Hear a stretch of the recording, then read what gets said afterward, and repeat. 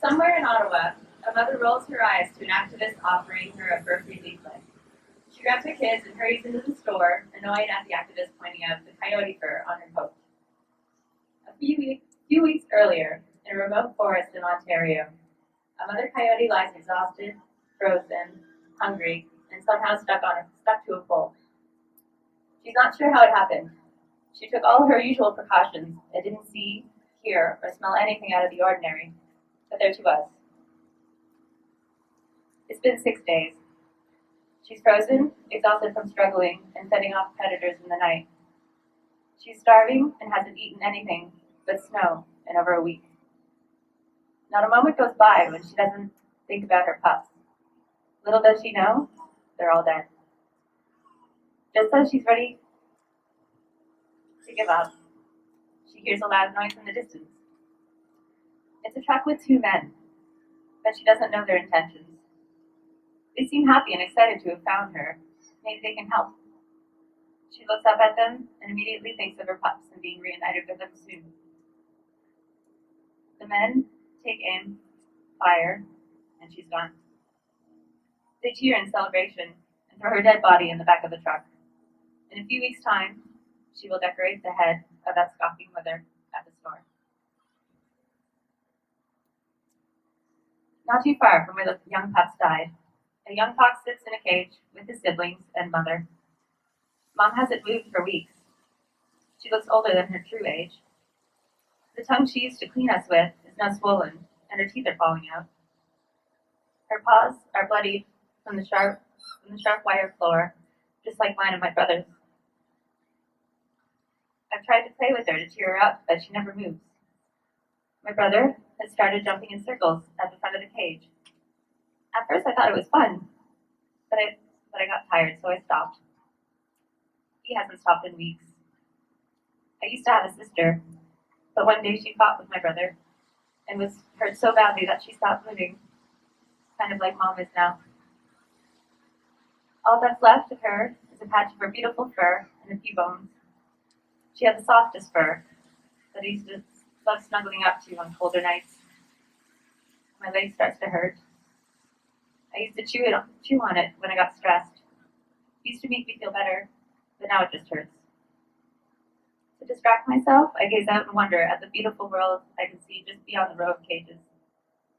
There are trees and grass and other animals who run, jump, and play in the distance. I hope I get to play out there one day. My brother would love it. He'd do circles all over the forest, and I'm sure that it would cheer Mom up too. Killing for fashion is as cruel as it is unnecessary.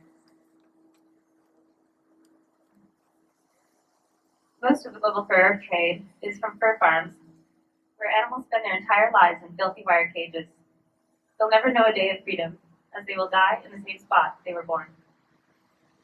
These animals live with fear, stress, disease, parasites, and other physical and psychological hardships. Driven insane, they resort to cannibalism, self-mutilation, apathy, and repetitive behaviors, such as running in circles, pacing, swaying, or throwing themselves against the cages. Disease runs rampant with cages, caked in feces, urine, maggot-infested food, and decaying dead bodies. Eye, foot, mouth, and respiratory diseases are common, but no vet care is ever given. There are also no federal human slaughter laws protecting animals in fur farms, and their deaths are gruesome. To preserve their furs, they are killed by gassing, decompression chambers, neck-breaking, anal electrocution, suffocation, or poisoning. In many cases, animals are still conscious while they are skinned alive. Some may think trapping is a more humane method, but these animals suffer for days from blood loss, shock, dehydration, frostbite, gangrene, and attacks by predators.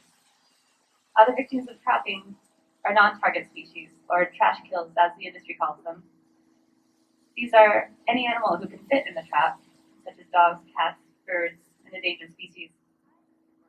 For leather, more than 1 billion animals are slaughtered each year, and their skins directly profit the meat and dairy industries. These animals experience all the factory farming horrors. Most leather comes from India and China, where no laws protect animals, and workers will break cows' tails and rub chili peppers in their eyes in order to get them to move because they're so exhausted. If a cow is pregnant during slaughter, her unborn baby is cut out of her, and their skin is considered a highly priced luxury item.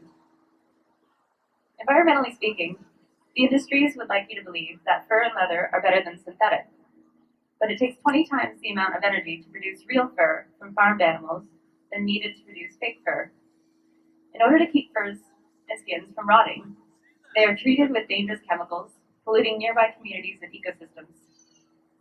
Studies show that workers and people who live near and around tanneries have higher cancer rates and shorter lifespans.